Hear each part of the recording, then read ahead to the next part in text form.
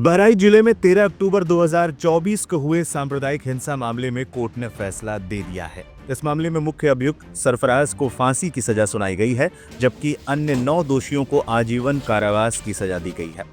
कुल 13 अभियुक्तों के खिलाफ मामला दर्ज था, जिनमें 3 को बरी कर दिया गया। सांप्रदायिक हिंसा में मारे गए 22 वर्षीय रामगोपाल मिश्रा की हत्या मामले में अपर सत्र न्यायाधीश पवन कुमार शर्मा की अदालत ने दोषियों को सजा सुनाई।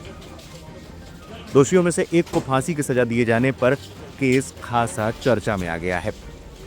कोर्ट ने अपने फैसले में मनुस्मृति का भी जिक्र किया। अदालत ने मनुस्मृति का हवाला देते हुए कहा, दंड शास्ति प्रजाः सर्वदंड एवाभिरक्षति दंड सुप्तेषु जागर्ति दंड धर्म विदुर्वधा। अर्थात समाज और प्रजा के हित के लिए दंड व्यवस्था बहुत जरूरी है। मनुस्मृति में कहा गया है कि दंड के भय से लोग अपने धर्म और कर्तव्य से विचलित नहीं होते हैं। ये समाज में सुरक्षा और व्यवस्था बनाए रखने का साधन है।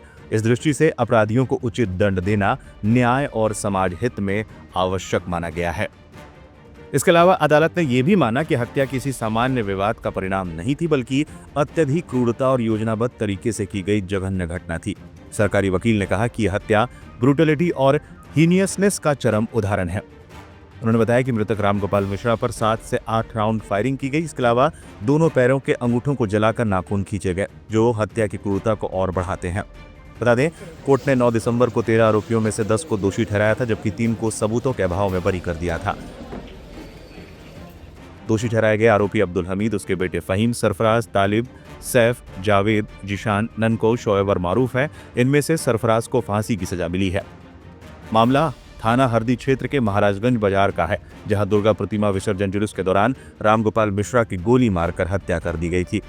हत्या के बाद इलाके में हिंसा फैल गई थी और जमकर आगजनी और तोड़फोड़ हुई थी। ये घटना 13 अक्टूबर 2024 की है, जिसमें मूर्ति विसर्जन यात्रा के दौरान महाराजगंज कस्बे में कुछ लोगों के द्वारा पथराव किया गया था और घटना के दौरान रामगोपाल मिश्रा की निर्मम रूप से मां भारती के सपूत की हत्या की गई थी, जिसमें 13 लोगों को जो के खिलाफ आरोप पत्र न्यायालय द्वारा प्रेषित किया गया और विचारण के उपरांत 10 लोगों को सिद्ध दोष किया गया और आज सजा के बिंदु पर सुनवाई की गई न्यायालय को, जिसमें 9 लोगों को जो है आजीवन कारावास की सजा सुनाई गई और एक मुलजिम सरफराज उरेंको को मृत्युदंड की सजा सुनाई। सर, इसमें कितने महीने ट्रायल चला और किस बेंच में? इसमें 13 महीने करीब 28 दिन का ट्रायल के अंदर ट्रायल कंक्लूड हुआ और आज जो है 11 तारीख को फैसला सुनाया जाएगा। किस बेंच ने सुनाया? ESJ फर्स्ट श्री पवन कुमार शर्मा द्वितीय के द्वारा।